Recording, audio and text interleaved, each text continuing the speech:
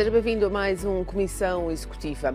António Costa está perto de comemorar 6 meses de governo e é precisamente sobre esse tema que vamos debater hoje neste Comissão Executiva com João Guerreiro e Manuel Alegria.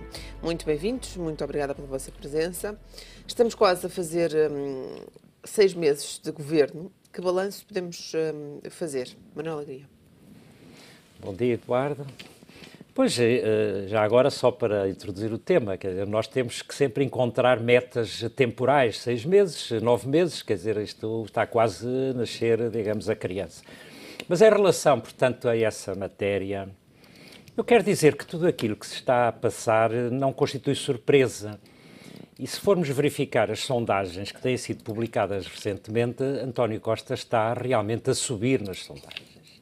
E isso é uma matéria que vale a pena refletir, mas, no fundo, acaba por ser um pouco a estratégia que ele traçou. Ou seja, as medidas que ele tem tomado são claramente favoráveis e as pessoas têm essa consciência. E acho que está tudo, de certa maneira, a confluir neste sentido. Repare, estes ataques, entre aspas, é evidente, que têm sido feitos pelas instâncias europeias aos programas económicos que têm sido traçados, acabam por vitimizar António Costa. Isso é aquilo que mais lhe interessará, porque, de certa maneira, está a ser tudo desenvolvido no sentido de mostrar que ele quer realmente uma política que não afeta a economia social, que promova o crescimento económico, traça quadros macroeconómicos como aqueles, aliás, que se agora podem constatar do programa de estabilidade, que ninguém acredita, não é? Enfim, e que todos os economistas põem reticências, mas o que é facto é que ele foi a Atenas e celebrou com Tsipras um acordo contra a austeridade. Mário Centeno tem estado reunido com os seus parceiros de alguns países da União Europeia para mostrar que estes benchmarks têm sido definidos, como a economia potencial e outras questões desse estilo, que não têm qualquer solidez técnica, e, portanto, dá uma sensação, só para resumir, que, efetivamente, eu acho que António Costa está a navegar, entre aspas, do seu ponto de vista, num mar calmo. Aliás, ele ainda ontem à noite dizia que tudo o que se está a verificar, enfim, nessas discussões que têm vindo a ser desenvolvidas, que está tranquilo. E, portanto, eu acho que o termo se adapta perfeitamente à sua maneira de ser. Tranquilidade, tem as suas convicções, consegue passá-las para o público e o público está a perceber o esforço que aparentemente está a ser desenvolvido no sentido de contrariar políticas anteriores que deixaram algumas marcas no... Isto não invalida, só para terminar, que na política real, e essa é que me interessa, não estejam aqui perante nós um conjunto de desafios muitíssimo exigentes, não é? E só para referir um exemplo, na semana passada, na discussão daqui quinzenal, Catarina Martins foi muito dura, não é? Pelo tom que usou, provavelmente até António Costa não estaria à espera daquele tom assim tão duro. E isso é evidente que não augura, provavelmente, um futuro muito tranquilo, como ele pretende. Mas realmente a sua capacidade e resiliência, como se hoje diz, vai com certeza ultrapassar estas dificuldades. E, portanto, aquilo que hoje é comum já dizer-se que temos um governo para 4 anos. João Guerreiro, que balanço é que vamos fazer destes primeiros 6 meses de governo? Eu acho que o Dr. António Costa agradece aqui ao Manel o apoio, mas eu acho que, sendo um bocadinho mais frio e objetivo, temos que distinguir 2 fases. Há uma fase de não política e de não escrutínio, que é a fase entre a tomada de posse do Dr. António Costa e a fase da tomada de posse do professor Marcelo Rebelo de Sousa como presidente, em que, de facto, a imprensa e todos estão concentrados nas presidenciais. E o governo tem ali um Estado que não é sequer de graça, é um Estado de que beneficia imenso de desinteresse, porque o grande acontecimento são as presidenciais. E aí são cometidos alguns erros políticos, mas passam depressa ou passam despercebidos. Ou passam despercebidos e as pessoas não veem depressa, não vão passar, tem toda a razão. E a segunda fase, a partir da eleição, da tomada de posse do professor Marcelo. O professor Marcelo tem até agora feito uma coisa, que é ocupar muito espaço mediático. Nós temos a sensação que ele já é presidente há imenso tempo, porque há uma hiperatividade, como aliás seria de esperar, do professor Marcelo de Sousa. Ele acaba por dar cobertura ao governo, além da cobertura política que lhe tem dado. Mas esta segunda fase, com muito mais escrutínio, não tem corrido tão bem. Até porque nas últimas semanas, pelo menos, tem sido A geringonça, curiosamente, tem corrido bem. O acordo parlamentar está a correr bem. É evidente que o Bloco de Esquerda e o PCP vão discordar de muitas coisas que o PS faz, mas isso tem corrido bem. A estratégia de vitimização não acho que esteja sequer a resultar, acho que passa ao lado. E há coisas que têm corrido mal e outras francamente mal. Uma coisa, e reparem, nós temos o governo já com o Banif a criar-lhe muito mais problemas que o que eles esperariam. E eles terão até menos responsabilidade no Banif, têm responsabilidade na solução, mas o Banif caiu-lhes ao colo. Claro que o Presidente do Dr. Pedro Passos Coelho também pode dizer que a crise lhe caiu em cima e, portanto, isso não é desculpa. Mas depois tem a demissão do Ministro da Cultura, João Soares, que é uma demissão que o afeta pessoalmente, é o filho do Dr. Mário Soares e não é exatamente um ministro como os outros, portanto é uma coisa que o afeta.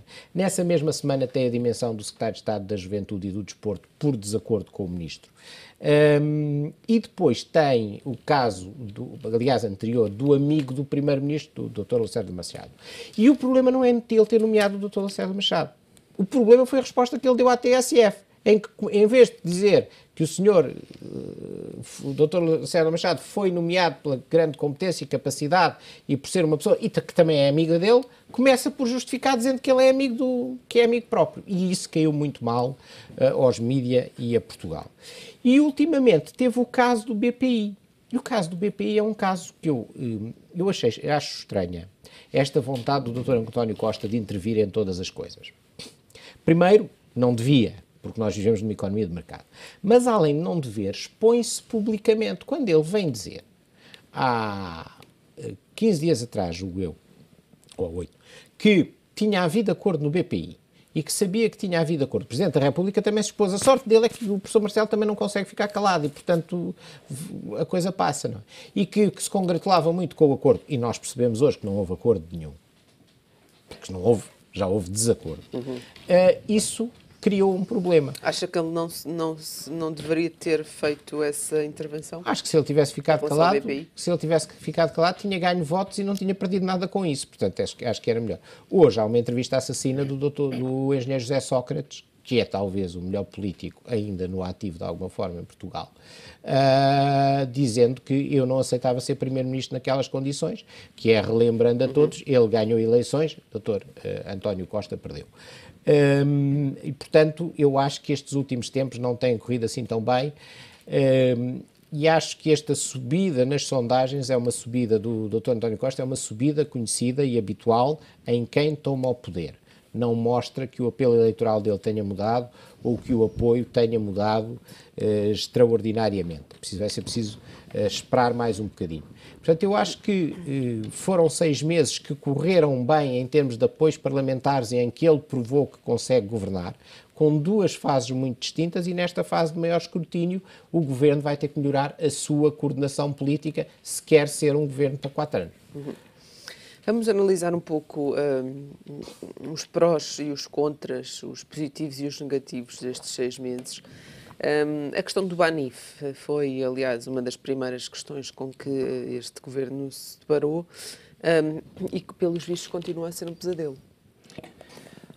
Pois, é um facto que a situação do Banif não está, talvez, até suficientemente explicada, enfim, para que se perceba exatamente quais são as responsabilidades que cada um toma. E andamos neste jogo do empurra, que é uma situação que desagrada, de maneira geral, às pessoas. É uma acusação quase massiva às responsabilidades que a Comissão Europeia tem no processo.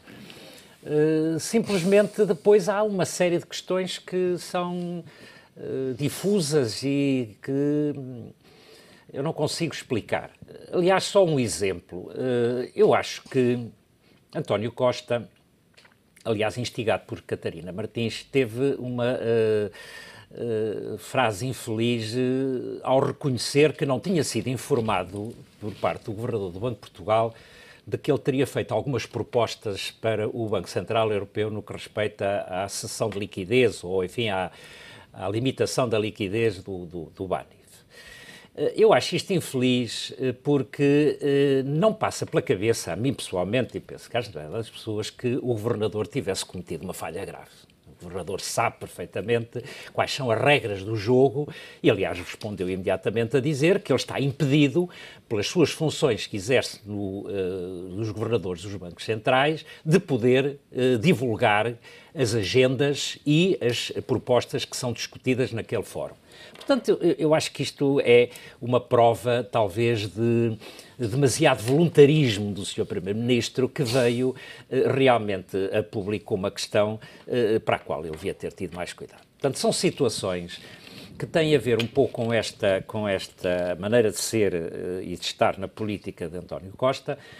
E, portanto, no caso do BANIF também, aliás, a chamada quase que instantânea do Governador e do Ministro das Finanças a uma segunda audição, porque efetivamente havia suspeitas de haver, enfim, informações, eu não diria falsas, mas pelo menos menos corretas, revela também que esta Comissão Parlamentar não está a conseguir ter o mesmo desempenho que teve no caso do BES, em que realmente aí havia uma unanimidade e um apoio aos trabalhos que estavam a ser desenvolvidos, e nunca me recordo houve, a não ser numa outra situação, com o Ricardo Salgado, enfim, tentativa de acariação e fazer algumas correções.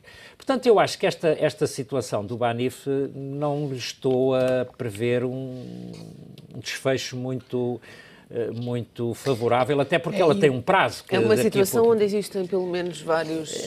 porque depois anda tudo a sacudir a água do capote. Mas é uma situação que vai ser prejudicial para este governo.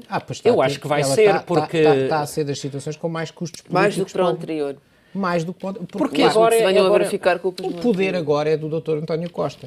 E, portanto, ele agora paga as favas, que se calhar tem pouca culpa do que se passou, tem alguma porque este governo retirou muita com as reversões, retirou muita confiança aos mercados, e isso é um problema. Mas o BANIF é um caso essencialmente do PSD, mas o PSD tem tido uma estratégia inteligente de andar baixinho neste período. O Dr. Passos Coelho não tem pressa de voltar ao poder, dizem até que ele quererá que este governo dure pelo menos 2 anos, que é para se ver que não faz milagres. E portanto, o BANIF vai cair cada vez mais em cima do governo atual, porque os acontecimentos caem em cima de quem está no poder, e quem está no poder é o Dr. António Costa. Em cima disso, tem havido uma falta de habilidade política enorme a lidar com o governador do Banco de Portugal. O governador do Banco de Portugal não é pera doce, como terão pensado que seria. Mas serviu de bode expiatório nesta... Eu acho que não pegou. Pessoalmente, acho que não pegou. Acho que, se calhar, o Dr. Carlos Costa continua com melhor imagem que o Primeiro-Ministro e que o Ministro das Finanças nesta matéria. Tem ali uma imagem de grande rigor. Tem o apoio do Banco Central Europeu, que não é pouco. E, portanto, apesar de todos os ataques, inclusive... a coisa não tem pegado muito bem. E tanto que não tem pegado muito bem que o BANIF está a cair em cima do governo. Talvez injustamente, mas a política é assim, não é? Não, e há aí outra questão importante, que essa não passa bem pelo governador, mas que tem a ver com a questão da acusação de haver favorecimento ao Santander. Quer dizer, é outra situação que nunca irá conseguir ser provada. E vai prejudicar, sobretudo, do Mário vai ficar sempre a suspeita de que, efetivamente, quando eu estou convicto que... Eu acho que quem favoreceu o Santander foi o BCE. Exatamente. Mas vai cair em cima deste governo. A responsabilidade, digamos, embora depois o Comissário Europeu venha dizer que no que respeita aos resgates e resoluções não há interferência do Banco Central Europeu, mas sempre que há uns recados, não é, que se deixam passar. E todos sabemos que neste momento, a nível europeu, há uma tentativa de fazer, digamos, a concentração do sistema financeiro. E a Península Ibérica, para eles, é, digamos, um espaço geográfico privilegiado. E, por outro lado, também há esta questão que está subjacente, e por mais que se venha levantar o problema de Angola, não é? E da interferência dos bancos e dos capitais angolanos, que realmente, do ponto de vista da Comissão Europeia, não são bem-vindos. E, portanto, quando há uma recomendação nesse sentido, não é? Ela não é uma recomendação, acaba por ser uma imposição. E há muitas feridas entre o Partido Socialista e o regime atual angolano. O Partido Socialista apoiava Jonas Savimbi. Sim, mas isso foi no tempo de João Soares. Mas quem está no poder é o mesmo presidente em Angola que foi reeleito. Portanto, vamos lá ver as coisas. O Dr. José Eduardo dos Santos não esquece o que se passou, como nunca esqueceu o apoio que o professor Cavaco Silva lhe deu e que tem garantido sempre melhores relações quando o PSD está no governo do que quando está o Partido Socialista. A questão do BPI também não vai favorecer essas situações? Eu acho que a questão do BPI vem dar corda. As coisas muitas vezes são muito injustas na vida e a vida política está cheia destas coisas, mas o Dr. António Costa sempre fez vida política, sabe isso que é, vem dar apoio a esta tese de que o Governo favorece o Santander e agora favorece a Caixa, o La Caixa, não é? Porque se favoreceu o Santander ou não sabemos. E não parece uma relação também não com a banca em Espanha do que não me parece que tivesse grandes alternativas. Agora que favoreceu claramente o La Caixa, favoreceu. Tinha outra alternativa? Francamente, não sei se tinha, face às pressões do Banco Central Europeu. Não sei se tinha outra alternativa. Mas que seria, e até se diz, que este decreto-lei que foi agora aprovado já estaria preparado pelo governo anterior. Eu acho que é uma má medida, acho que não devia ter sido tomada e acho que deviam ter sido encontradas outras soluções. Mas também não sei se havia outras soluções. João, eu já agora posso lhe dizer que o texto deste decreto e acho que já expõe o Estado português e a nós contribuintes a ter que pagar pesadas indemnizações. O decreto-lei, esta redação, estava já há muito tempo desenhado. Inclusivamente aquela questão, que aliás é o que está, eu não li o decreto ainda, mas o que lá se diz concretamente é o seguinte: de tantos em tantos anos, a Assembleia Geral das instituições tem que reunir e decidir se querem manter ou não o teto de voto. E para isso não funciona nessa altura essa questão. E, portanto, isto estava há muito tempo desenhado e aquilo que agora veio... Mas é uma lei feita à medida concretamente, de uma situação já concreta. Hoje veio na imprensa que provavelmente o BCP não vai, na sua Assembleia Geral, aprovar a desblindagem. Porque é uma opção que vão ter. Ou seja, ele tem é que reunir a sua Assembleia Geral e se a vontade dos acionistas for manter o teto de voto, votação sem quaisquer limitações em termos de cap, então nessas circunstâncias vão manter. Manel, como a lei que o Marcelo Caetano fez para impedir o Sr. Champalimau de comprar o Souto Maior em 73, esta é uma lei dirigida especificamente a uma situação. E isso vai provavelmente dar Mas eu estou-lhe a dizer precisamente que este texto estava preparado ainda antes de eclodir o caso BPI. Certo. Mas estava preparado pelo governo anterior, agora, se calhar pela mesma razão. Uma questão que me parece interessante é isso. Todos sabemos que, a nível político, aquela frase e chavão da diplomacia económica é feita. Agora, o que me parece é que ela não é feita na praça pública. Eu sei várias vezes, por exemplo, há um exemplo que se levantava, que é paradigmático, quando em Portugal se estava a escolher qual era o sistema de televisão a cores, não é? O Mon Ami Mitterrand veio com o seu dossiê debaixo do braço, ter com o seu amigo Mário Soares, fazer pressão pelo sistema francês SECAM, que era aquele que lhe interessava a ele. Mas isto nunca veio na imprensa, é evidente. Ora bem, estar a vir a publicamente dizer que António Costa chamou as partes do BPI, sentou à mesma mesa Isabel dos Santos e o presidente do La Caixa e fizeram... É que eu acho que realmente tem a ver um pouco com esta forma de fazer política, mas que não é favorável. Que é uma forma... Porque ainda por cima às vezes compromete... o Primeiro-Ministro a derrotas políticas. O Primeiro-Ministro põe-se a derrotas políticas enquanto que se... por exemplo, mas é uma exposição voluntariosa. É voluntariosa. Eu acho bem, até, que ele tenha recebido Isabel dos Santos, por exemplo. Acho que sim, é filha do presidente angolano, temos que manter boas relações com Angola, fez muito bem. A intervenção no BPI já tenho mais dúvidas. Agora, o que estou a discutir é, politicamente para ele, é mau que se dê relevo a estas situações. Porque depois ele acabou por tomar os louros do acordo que se foi anunciado e quando aquilo chegou à conclusão que não havia acordo, já veio dizer que não é uma matéria que lhe respeite, uma vez que estamos perante uma situação água do capote, mas o problema é que a água já lhe caiu em cima, não é? Esta questão faz parte também, como dizia o Manel, faz parte de uma...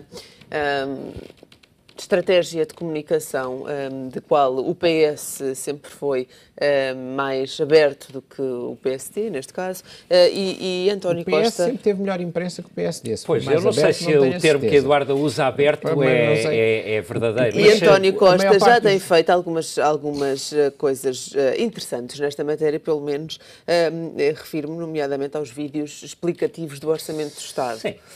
Não sei se alguém os viu, mas enfim... mas viram. Tem surtido algum efeito positivo esta comunicação ou não?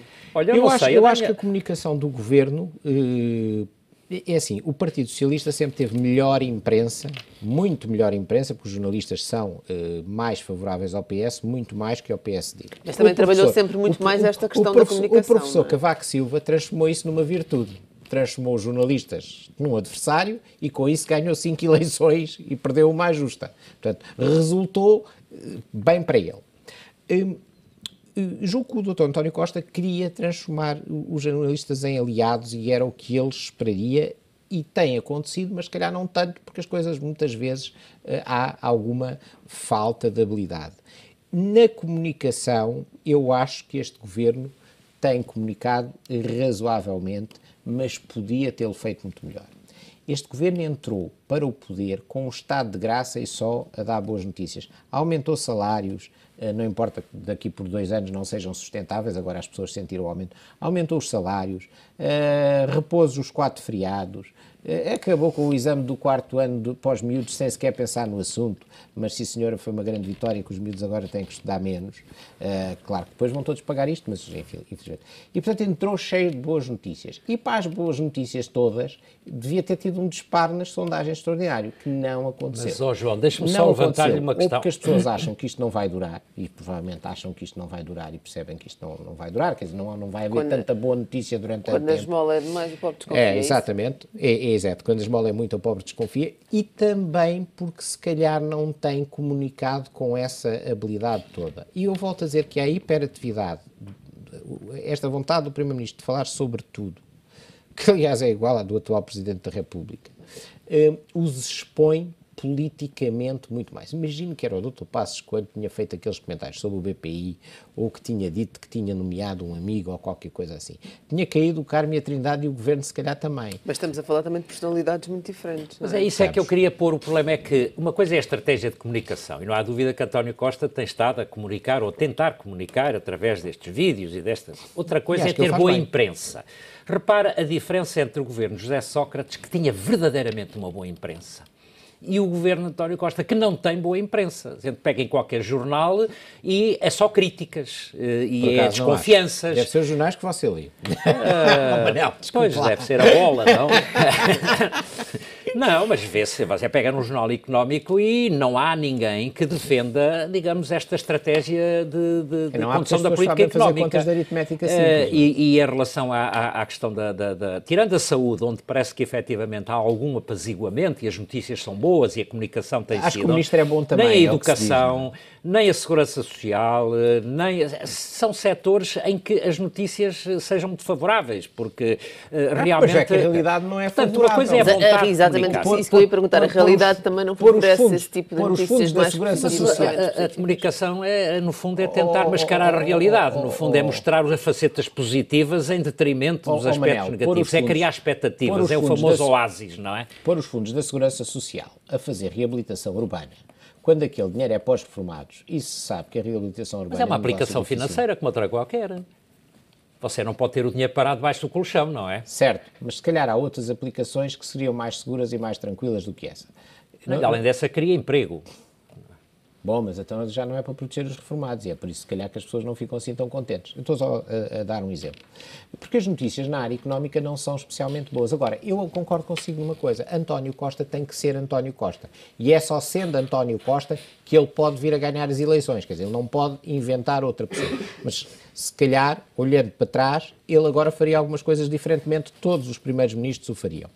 Eu acho que o risco para a popularidade do governo, além de todos os outros riscos absolutamente identificados, desde os problemas dentro da aliança parlamentar com o Partido Comunista e com o Bloco de Esquerda, que são os parceiros extremamente difíceis e que António Costa, com habilidade, tem conseguido manter do lado dele, ou ao risco de ter perdido as eleições, que é complicado, e hoje, com o socialista mais proeminente de todos, que é o engenheiro José Sócrates, continua a ser, deu uma maioria absoluta ao Partido Socialista, nunca ninguém o tinha feito, e sozinho, quer dizer, sem outros apoios de outros partidos. Portanto, tem esse mérito, ganhou 2 eleições consecutivas.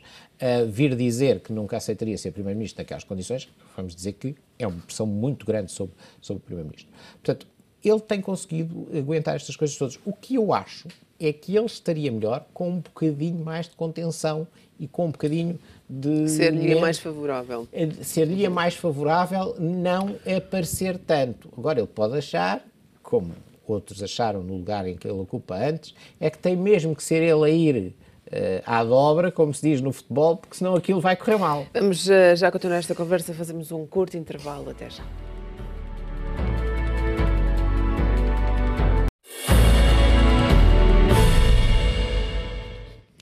Seja bem-vindo de volta a esta Comissão Executiva. Hoje analisamos os 6 meses de governo de António Costa com João Quedo Correia e Manuel Alegria.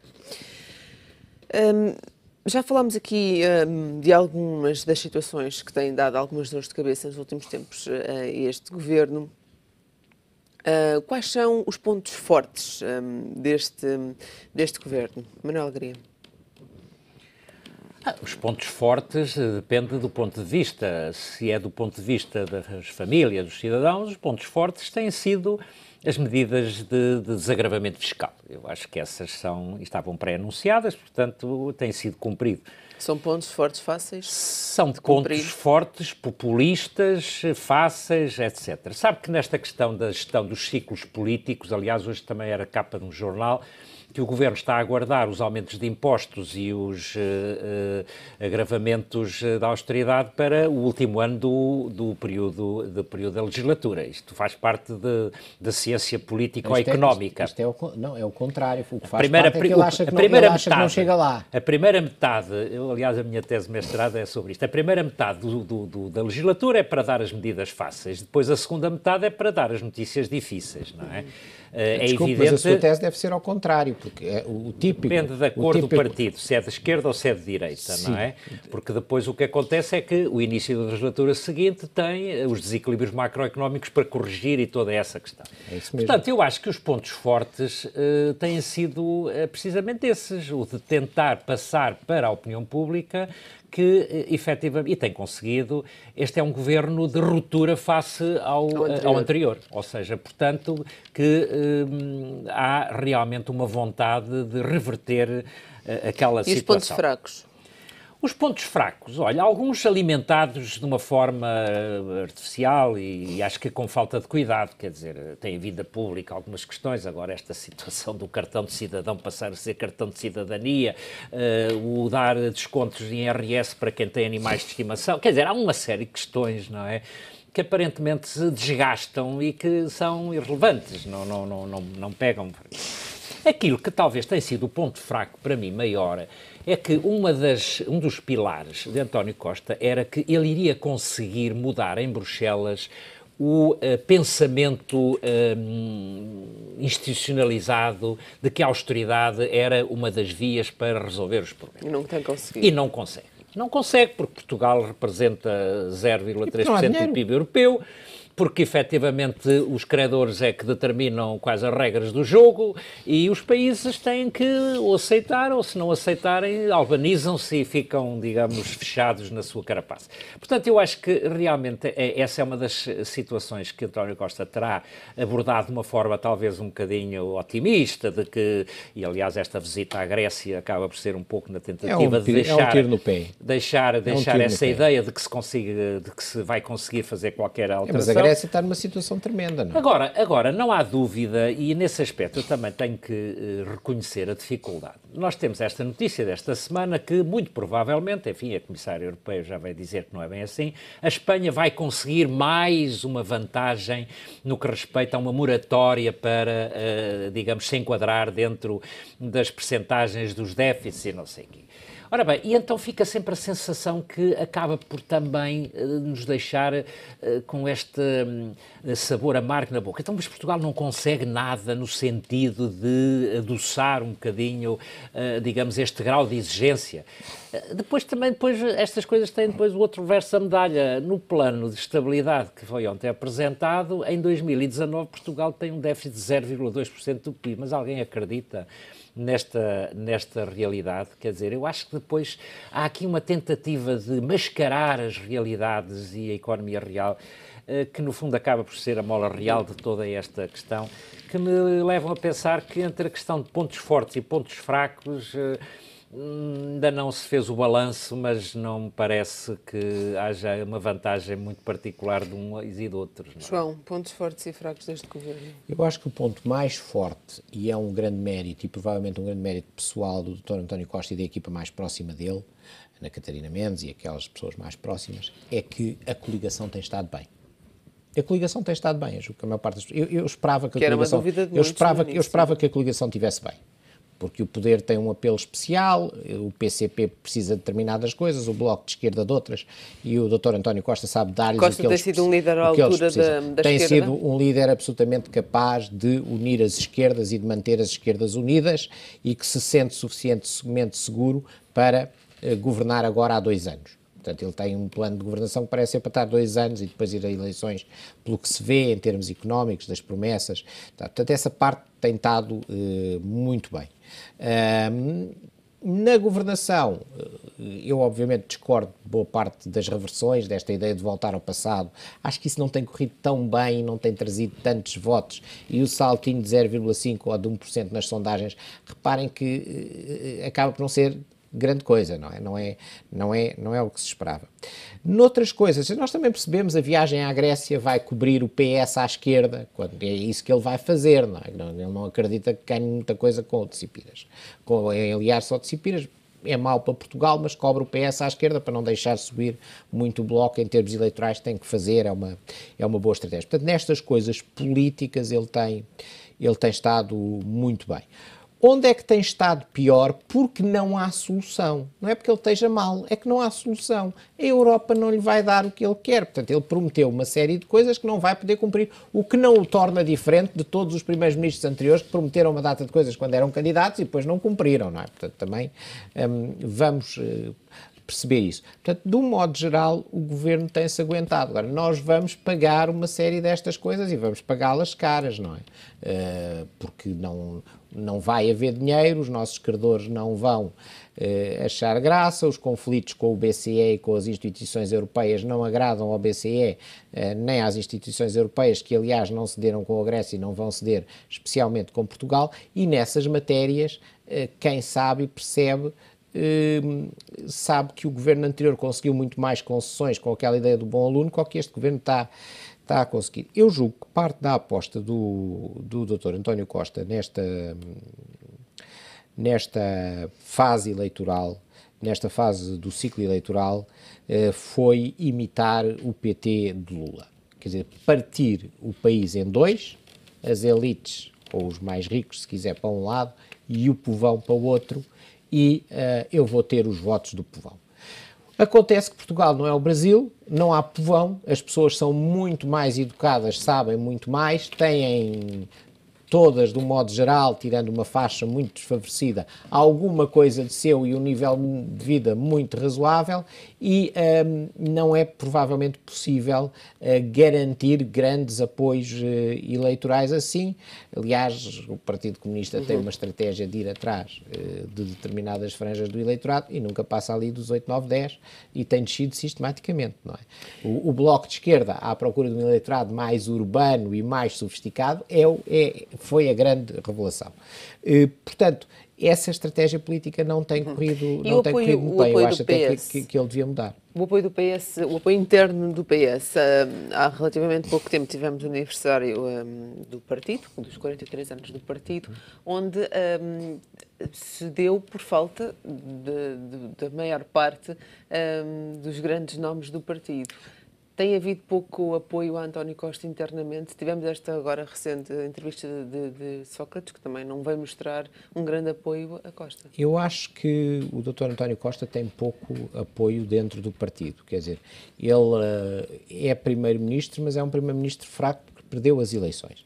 Mesmo assim, eu acho que ele não está muito preocupado com isso porque acha que consegue segurar as coisas. Isso é uma área que eu creio que ele conseguirá segurar, a não ser que as coisas se compliquem muito.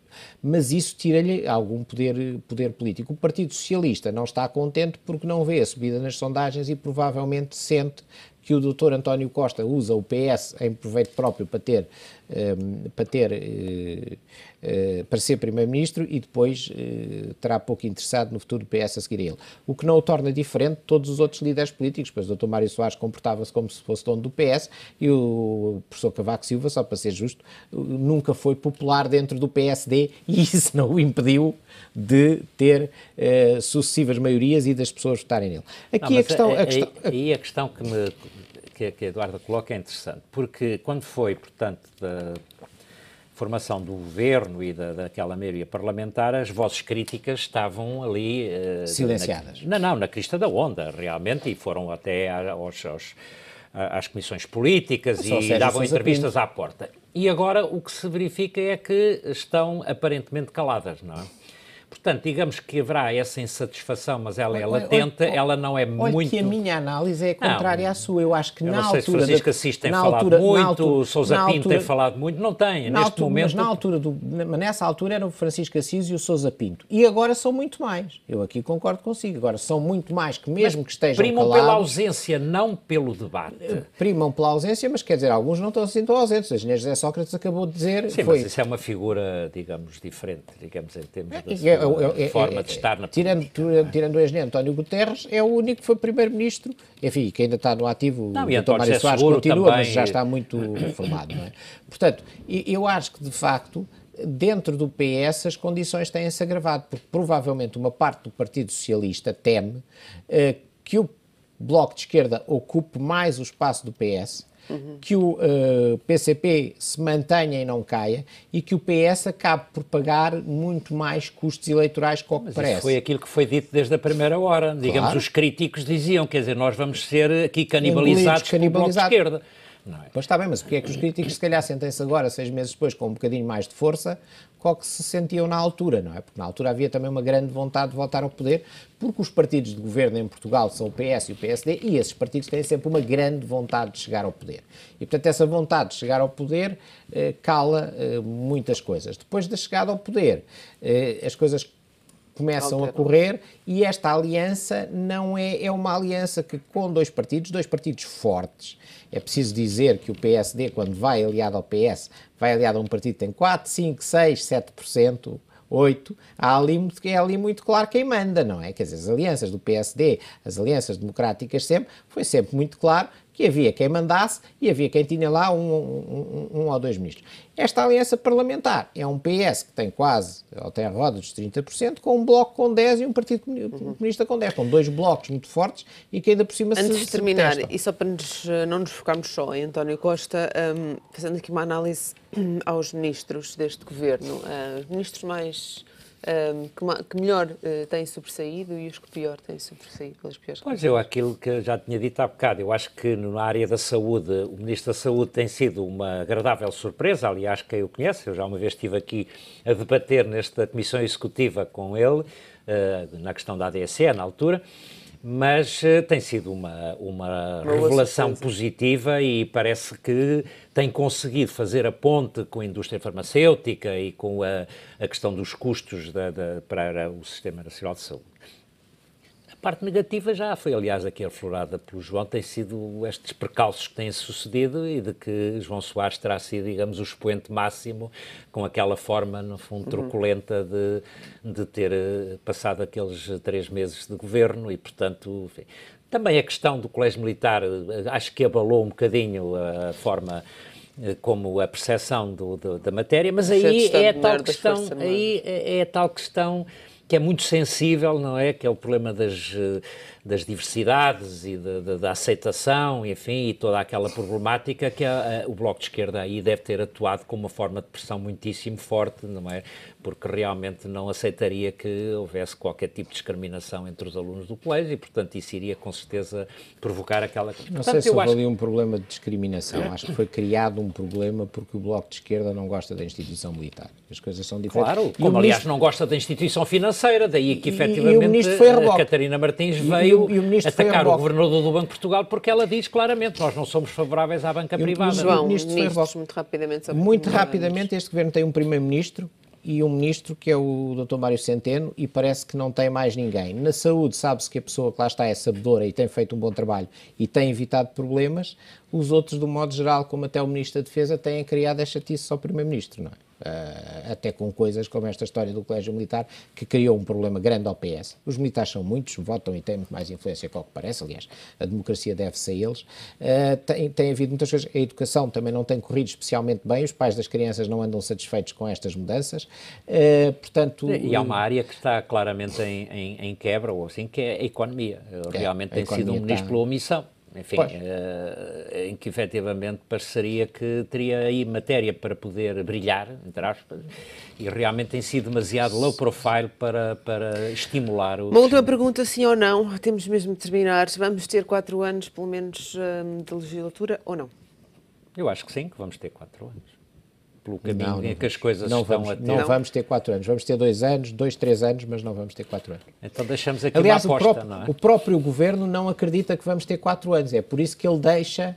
E essa confissão também tem custos e é má política em termos de É por isso que ele deixa o pior para o fim, vamos esperar em para vez ver. de pôr o pior no princípio. Muito obrigada pela vossa presença nesta Comissão Executiva. Nós regressamos amanhã, à mesma hora. Até lá, tenha o resto do bom dia.